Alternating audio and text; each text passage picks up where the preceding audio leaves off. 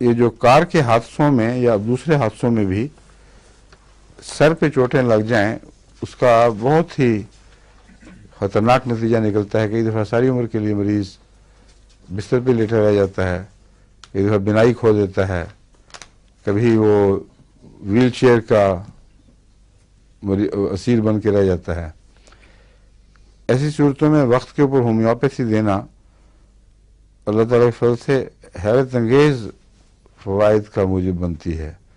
کئی قسم کے نقصانات سے، زندگی بھر کے روگ سے بچا لیتی ہے. اور ایسی صورتوں میں جہاں ڈاکٹر بعض چیزوں کو ناممکن کہہ دیں، وہاں بھی وہ بہت عجیب اثر دکھاتی ہیں. میں نے آپ کو بتایا تھا ایک غیر احمدی لڑکا تھا، وہ احمدی ہو گیا ہے وہاں سوئٹزرلینڈ میں. کار کے اس کی سمیش ہوئی تھی تو اس طرح جیسے وہ ٹکڑے اڑ گئے ہیں اس کے، ایک ایک جوڑ اس کا ہل کے، کوئی ہڈیاں ٹوٹ گئیں. دماغ کے جو اسکل تھی کئی جگہ سے اتنے ٹکڑے ہو گئے اس کے کہ وہ دوبارہ اس کو مرمت کر کے بھی نہیں لگایا جا سکتا تھا. خوش قسمتی سے جو چوٹی کا ہسپتال اسی حادثوں کے تعلق میں مشہور ہے، اس کے قریب ایکسیڈنٹ ہوا اور فوری طور پر اس کو ہسپتال لے گئے. وہاں ڈاکٹروں نے دیکھا لیکن کہا کہ بچنے کی تو کوئی امید نہیں، لیکن ہم اب اپنی پوری کوشش کرتے ہیں.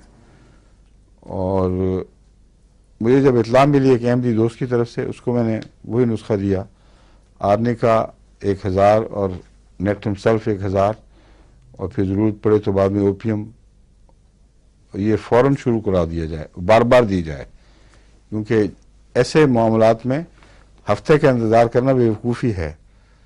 بعض دفعہ روزانہ 3 دفعہ بھی یہ ایکونائٹ اور نیکٹم سیلف کا مکسچر دینا پڑتا ہے. بہرحال اس کا علاج ہوا تو چند دن کے اندر ڈاکٹروں کو دلچسپی پیدا ہو گئی اس میں، جو قریباً ختم تھا. مگر انہوں نے کہا کہ اس کو نظر نہیں آئے گا کبھی، اس کی بات نہیں ٹھیک کر سکے گا، بچ سکتا ہے اب لیکن چل نہیں سکے گا. کئی قسم کی انہوں نے پیشگوئیاں ساتھ لگا دیں. وہاں سے میرے ساتھ رابطہ تھا، ان کو میں دوائیاں دیتا رہا کہ آپ اس کو یہ دو، اب یہ دو، اب یہ دو. اور اسی طرح ڈاکٹروں کی حیرانی بڑھتی گئی، یہاں تک کہ انہوں نے پھر سارے ہسپتال کا ایک کیس بنا لیا، اس کو ٹیسٹ کیس بنے. انتہائی مہنگا علاج، جو میٹل کی مصنوعی اسکل بنانی تھی، اس کے اندر کچھ فلنگ وغیرہ کرنی تھی، جو اب سوئٹزرلینڈ جیسے مہنگے ملک میں تو بے انتہا مہنگا ہے وہ علاج. وہ انہوں نے اپنے ہاسپٹل کی طرف سے سارا علاج کیا اس کا، اور مصنوعی چیزیں لگا دیں. یہاں اب اس کی جلد ساری لگائی ہے، یہ سارا حصہ میٹل کا ہے، اور پیچھے بھی سارے میٹل لگی ہوئی ہے. وہ جب اس کو ہوش پوری طرح آ گئی تو پچھلی ساری یادداشت ختم تھی بالکل مکمل. پھر اس کا بھی علاج کیا گیا خدا کے فضل کے ساتھ، ساری یادداشت واپس آ گئی. پہلا فیصلہ تو اس نے یہ کیا پکا کہ اب میں احمدی ہوں. پھر اس نے کہا کہ جب مجھے خدا توفیق دے گا سفر میں پہلے ملنے جاؤں گا. تو سوئٹزرلینڈ سے آیا، خط لکھا ہوا تھا کہ یہ مریض تھا آپ کا، یہ آ رہا ہے ملنے کے لیے. دیکھنے میں نہیں لگتا تھا کہ وہ میٹل کی ہڈی وہ ہے ساری کھوپڑی. اس نے پھر اپنی زبان سے خود واقعہ سنایا. کہتا ہے جلد انہوں نے چڑھائی ہے، لیکن یہ جو کھوپڑی ہے اندر، یہ خاص ایک میٹل کی ہے، اور میں صرف اپنی نیت پوری کرنے کے لیے آ رہا ہوں. اللہ کے فضل سے میں احمدی ہوں اور ملنے کی خواہش تھی بس. ایسا ہی ملتا جلتا، ویسا تو خطرناک نہیں، مگر ایسا ایک واقعہ امجد صاحب نے جاپان سے لکھا ہے، حافظ امجد صاحب نے. اور یہ ایک احمدی نوجوان کا واقعہ جس کا نام تنویر احمد ہے. ان کو کہتے ہیں 1 جولائی 1995 کو ایک کار کے انتہائی خوفناک حادثہ پیش آیا. ایک کار کا انتہائی خوفناک حادثہ پیش آیا جس کے نتیجے میں بائیں آنکھ، جبڑے کی ہڈی اور دماغ سخت متاثر ہوئے. اس پر کہتے ہیں میں نے آپ کی خدمت میں فوری اطلاع بھی کی دعا کے لیے، اور یہ نسخہ بھی مانگا. ڈاکٹروں نے آنکھ کے متعلق کہا کہ 80% بینائی اب کبھی واپس نہیں آئے گی. میکسیمم جو ہم دے سکتے ہیں اس کو 20% شفا کا امکان ہے۔ دماغ کی چوٹ کے بارے میں کہا کہ کم سے کم 3 ماہ بستر سے نہیں اٹھ سکے گا اور ہسپتال میں 6 ماہ تک رہنا پڑے گا۔ ٹھیک ہے،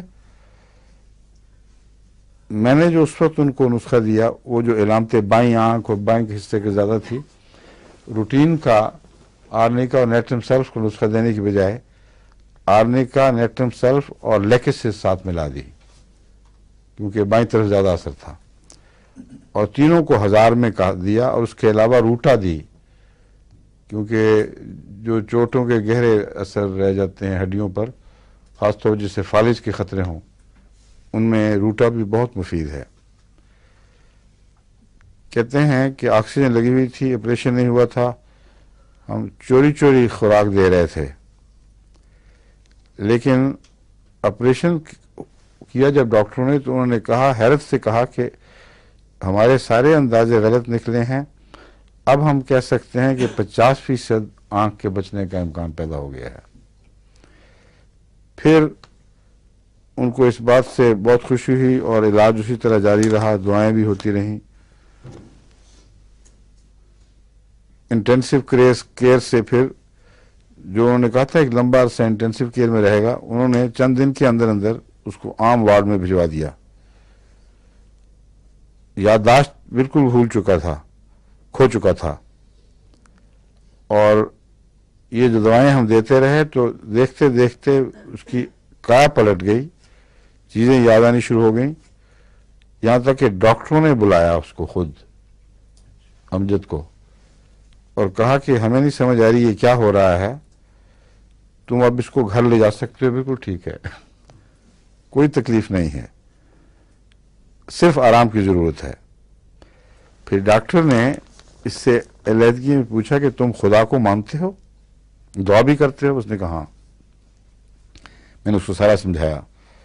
اس نے کہا میں عیسائی تو نام کا تو عیسائی ہوں مگر خدا کو نہیں مانتا، لیکن اس مریض کے متعلق میں مجبور ہوں کہنے پر کہ صرف خدا نے ٹھیک کیا، ورنہ کوئی ضرورت نہیں تھی۔ تو نام ہومیوپیتھی کے لگائیں، جو مرضی کریں، اصل تو یہی ہے کہ ہومیوپیتھی میں بھی جو شفا، گہری شفا ہے اور حیرت انگیز ہے، وہ خدا کی پیدا کردہ ان طاقتوں سے ہے جو ہر زندگی کو عطا ہوئی ہیں، اور زندگی کے آغاز سے ہی ان طاقتوں نے رفتہ رفتہ بڑھنا شروع کیا ہے، اور ایسا حیرت انگیز نظام ہے کہ عقل دنگ رہ جاتی ہے۔ اس لیے اس نظام کو سمجھ کر، اس سے فائدہ اٹھا کر دوائیوں کو کریڈٹ دینا یہ بیوقوفی ہے۔ دوائیوں کو اس بریکٹ کے ساتھ کریڈٹ دینا ضروری ہے کہ ان دواؤں کو کے کامیاب ہونے کے تمام امکانات اللہ تعالیٰ نے انسانی جسم میں پیدا کر رکھے تھے، اور خدا نے توفیق بھی دے دی کسی کو کہ وہ صحیح دوائی استعمال کرے، اور جو ہوا ہے وہ بندے کے بس کی بات نہیں۔ وہ ایسا ہی مضمون ہے جیسے قرآن کریم بار بار ایک صورت میں فرماتا ہے کہ جب تم کوئی پودا اگاتے ہو تو کیا تم اگاتے ہو یا ہم اگاتے ہیں؟ بڑا عجیب سوال اٹھاتا ہے بار بار، بیدار کرنے کے لیے انسان کو کہ اس کی جو اندر کی کیمسٹری ہے، اس کا سارا نظام، بیج کے اندر کیا کیا چیزیں رکھی گئی ہیں، کس وقت، کس موسم میں، کس ٹیمپریچر پر اس کو پھوٹنا ہے، کتنا پانی چاہیے، اور ہوا سے کیسے وہ لے گا چیز خوراک، اس سارا نظام تو اللہ تعالیٰ نے بنایا ہوا ہے۔ آدمی تو مٹی میں گھولا ہے نا، اس کو صرف مٹی میں ڈالا ہے، اور تکبر یہ ہے کہ میں نے بنایا ہے۔ تو اللہ تعالیٰ وہ ایسے مضامین بیان کرتا ہے جس کے اندر بہت گہرائی ہے، اور سوال صرف یہ اٹھاتا ہے کیا تم کرتے ہو یا ہم کرتے ہیں؟